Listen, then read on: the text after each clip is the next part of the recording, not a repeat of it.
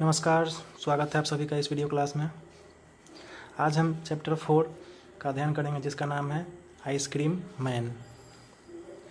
तो इस पार्ट को पढ़ने से पहले इसके जितने भी टफ वर्ड मीनिंग्स हैं आप इसको अपने कॉपी में नोट डाउन कर लें।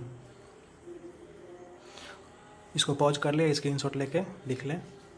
इसके अलावा भी जितने भी टफ वर्ड मीनिंग्स आने वाले हैं इस पोएम में, उसको आप अपने कॉपी में वीडियो पॉज करके आप लिखते चलेंगे। ठीक है, आगे बढ़ते हैं। ये रहा आपका लेसन 4 द आइसक्रीम मैन। तो इस पोएम को पढ़ने से पहले हम देखते हैं ये पीला वाला बॉक्स जो है वो हमें क्या सोचने विचारने के लिए बोल रहा है। List the occasion when you eat ice cream.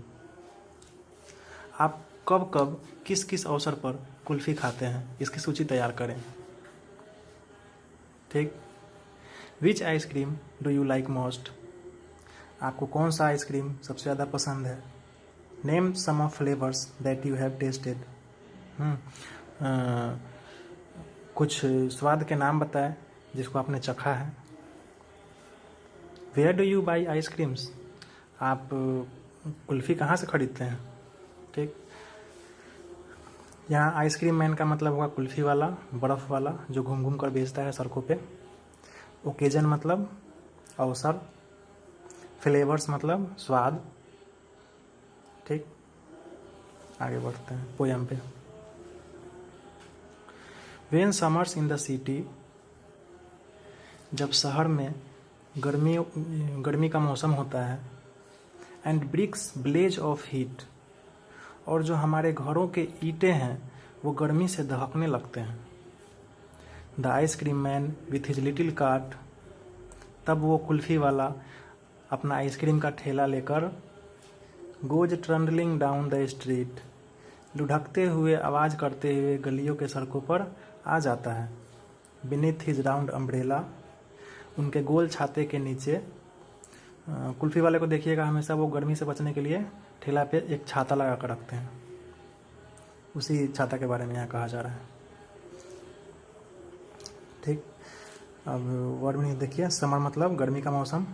City मतलब शहर। ब्रिक्स ईंट। ब्लेज मतलब दहकना। हीट मतलब गर्मी। काट मतलब ठेला। ट्रंडलिंग मतलब लुढ़कते हुए। स्ट्रीट मतलब गली मोहल्ला। बीनीथ मतलब नीचे। और जॉयफुल साइट मतलब आनंदपूर्ण नज़ारा। माउंट्स मतलब होगा टीला। ठीक, अब हम आगे देखते हैं क्या कर रहे हैं। यहाँ तक देख चुके थे। Oh what a joyful sight to see him fill the cones with mounts of cooling brown and white. Oh कितना आनंदपूर्ण नज़ारा होता है जब हम उन्हें खाली कोन को ठंडे ठंडे भूरे और उजले रंग के बर्फ़ से टीले की तरह भरते हुए देखते हैं। आप देखते होइएगा बर्फ़ वाला जो है वो कोन को टीले की तरह भर के देता है। आगे बढ़िए। वेनिला, चॉकलेट, स्ट्रॉबेरी और चिल्ली थिंग्स टू ड्रिंक। ये तीनों जो है वो आइसक्रीम के विभिन्न स्वाद हैं। ये टेस्ट है। और चिली थिंग्स टू ड्रिंक या पीने वाला ठंडा पेय पदार्थ भी उनके पास होता है। फ्रॉम बोतल्स फुल ऑफ फ्रोस्टी फिज ग्रीन, ऑरेंज, वाइट और पिंक। उनके पास हरा, नारंगी, उजला या गुलाबी रंग के भरे हुए ठंडे पेय पदार्थों के बोतल भी होते हैं। यहाँ फ्रोस्टी फिज मतलब होगा ठंडे पेय पदार्थ। चिली मतलब ठंडा।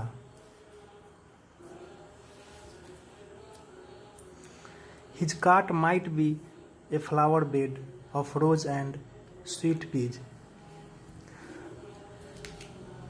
अब देखिए यहाँ ये पोएट जो हैं आपके इस पोएम के जो पोएट है रिचेल फील्ड, ये उस बर्फ़ वाले तथा उसके ठेले को अपने ख्यालों में किस चीज़ से तुलना कर रहे हैं। देखिए his cart might be a flower bed of roses and sweet Ps.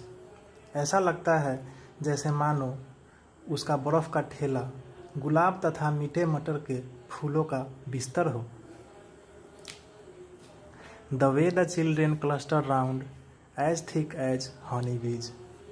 जिस प्रकार बच्चे उस बर्फ़ वाले के ठेले के चारों ओर घेरा बना लेते हैं, ऐसा लगता है मानो मधुमक्खी के झुंड हो।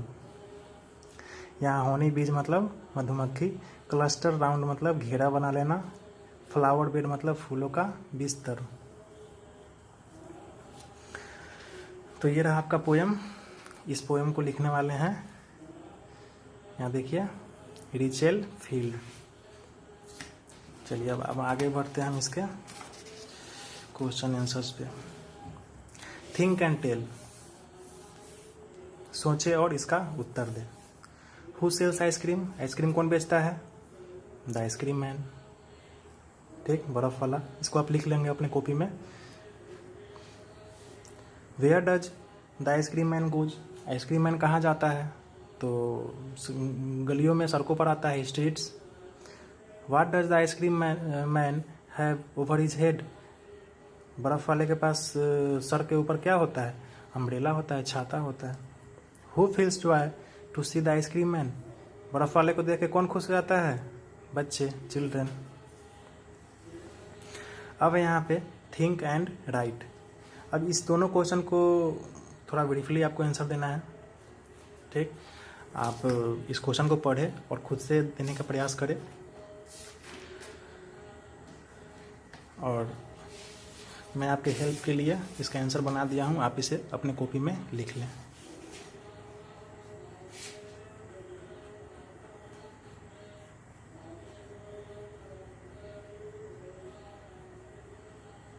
ठीक है, स्क्रीनशॉट ले ले या पॉज कर ले और इसको अपने कॉपी में लिख ले। ठीक है, अब हम आगे बढ़ते हैं। ये देखिए, answer each of the following question in about 30 words. 30 word में इस दोनों क्वेश्चन का आपको आंसर देना है। ठीक, तो इसको भी, इस दोनों क्वेश्चन को आप पढ़ें और खुद से देने का प्रयास करें।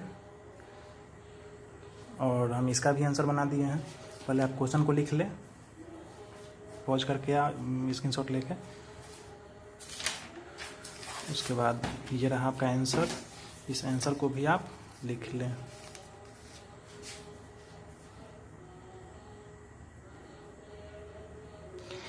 पॉज करके या स्क्रीनशॉट करके इसका आंसर आप लिख लें।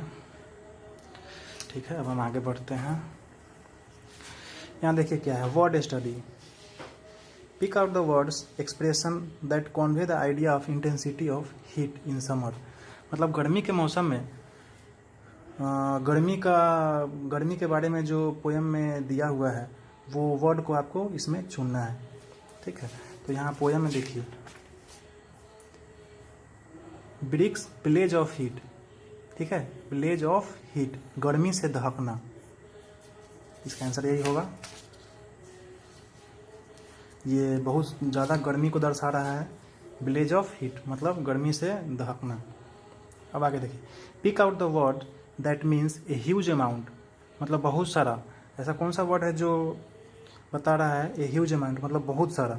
तो इसका आंसर होगा माउंड। माउंड मतलब टीला, किसी चीज़ का ढेर, बहुत सारा। अब आगे आइए,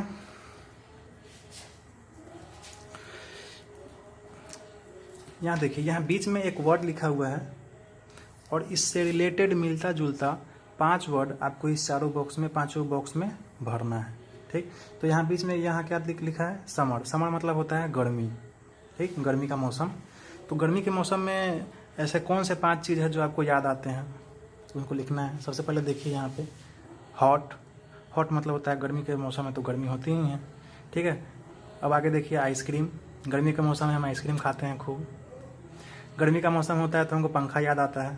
ठीक है, गर्मी के मौसम में हमें आम का भी याद आता है तो मैंगो।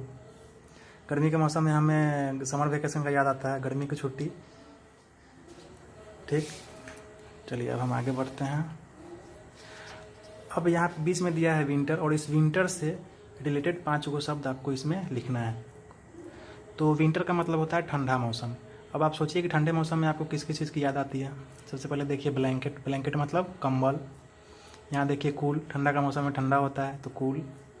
स्वेटर, ठंडे के मौसम में स्वेटर पहनते हैं। ठंडे के मौसम में फॉग, कुहासा होता है बहुत।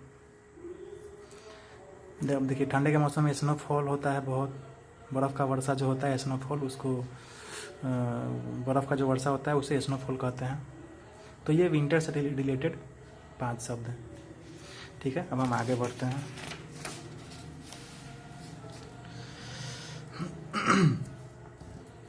यहाँ है देखिए rhyme, time and figure of speech. ठीक, look at the following pair of words. इस जोड़े को आप देखें, heat street, heat street, sight white, ये एक जैसा लग रहा है ना बोलने में। तो ऐसे शब्द जिनकी बोली एक जैसी हो उसे क्या कहते हैं? राइमिंग वर्ड कहते हैं। ऐसे शब्द जिसकी बोली एक जैसी हो उसे राइमिंग पेयर्स या राइमिंग वर्ड्स कहते हैं। ठीक, जैसे हीट स्ट्रीट, साइट वाइट, है ना। अब आपको यहाँ एक बॉक्स, ये इस बॉक्स में एक वर्ड दिया है और इसे मिलता जुलता इसके जो राइमिंग वर्ड हैं उसको आपको गोल घेरना है। तो एक दिया हुआ है उदाहरण में, राइज, प्राइज, क्राइज, एक जैसा है।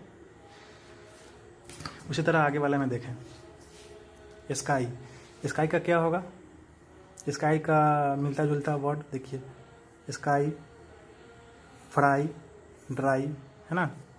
इसके बाद देखिए टाइट, टाइट का होगा नाइट, राइट। ठीक, इसके बाद है लेट, लेट का होगा डेट, फेट, ये एक जैसा मिलता जुलता है, इसको राइमिंग वर्ड्स कहते हैं। फिर आगे देखिए फन, यहाँ देखिए रन, सन, एक जैसा है। फिर आगे है थंब, ठीक है, थंब, थंब का एक जैसा वर्ड होगा दम। ठीक, प्लम, ये एक जैसा वर्ड है। अब आगे देखिए चेंज, इसके एक जैसा होगा रेंज, स्ट्रेंज। अब आगे देखिए फ्लैश, फ्लैश का राइमिंग वर्ड्स होगा क्रैश, क्लैश, एक जैसा है।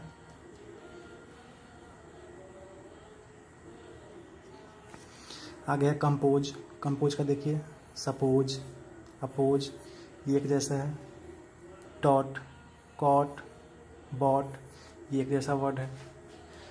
अब आप एक काम करें, डिक्शनरी का यूज करके इन सभी वर्ड्स का आंसर, इन सभी वर्ड्स का जो हिंदी मीनिंग है आप अगर जानते हैं तो बहुत अच्छी बात है, नहीं जानते हैं तो खुद से खोजने का प्रयास करें। हम आगे बढ़ते हैं। ये आगे देखिए क्या है, सिमिली। जब किसी वस्तु का कोई अन्य वस्तु से तुलना करते हैं तो वो सिमिली कहलाता है। ठीक है, जैसे इस पोएम में आप पढ़ चुके हैं, the children cluster around as thick as honey bee, मतलब बच्चे जो हैं वो बर्फ़ वाले को इस तरह से घेर लेते हैं जैसे मानो कि वो मधुमक्खी का छत्ता हो, है ना। तो यहाँ बच्चों को किस चीज़ से कंपेयर कर दिया गया है? हनी बी से, है ना। तो ये हो गया सिमिली। एक बात और ध्यान में रखिएगा, जो भी सिमिली होता है उसके पहले एज का प्रयोग होता है। ठीक, अब इससे संबंधित कुछ क्वेश्चन है यहाँ पे देखिए, बना कर रखे हैं पहले से। एज ब्लू एज स्काई, यहाँ है स्काई, मतलब इतना ब्लू, आकाश के रंग जैसा blue. As tall as giraffe, यहाँ है जिराफ, जिराफ के जैसा लंबा। एज ग्रीन एज ग्रास, घास के जैसा हरा। एज ब्लैक एज कोल, कोयला के जैसा काला। As fat as pig, pig जो होता है वो सुअर के जैसा मोटा। As hard as diamond, diamond के जैसा मजबूत। As huge as elephant, elephant के जैसा बहुत बड़ा। एज स्वीट एज हनी, शहद के जैसा मीठा। एज कूल एज आइस, बर्फ़ के जैसा ठंडा। As dumb as statue, statue का मतलब होता है प्रतिमा और डम्ब का मतलब होता है गूंगा जो कुछ बोलता नहीं है। तो एज डम्ब एज स्टैचू मतलब प्रतिमा के जैसा गूंगा, प्रतिमा कुछ बोलता नहीं है, मूर्ति जो होता है वो कुछ बोलता नहीं है। एज ओल्ड एज बनियान, बनियान के जैसा पुराना। बनियान जो होता है वो ये एक पेड़ का नाम है जो बहुत बहुत दिन तक रहता है, बनियान का पेड़ कहते हैं इसको। तो as old as banyan. As soft as cotton, cotton के जैसा कोमल। ठीक है, तो यहाँ पे आपका ये पोयम ख़त्म हो गया, इसके एक्सरसाइज भी ख़त्म हो गया। ठीक है, थैंक यू।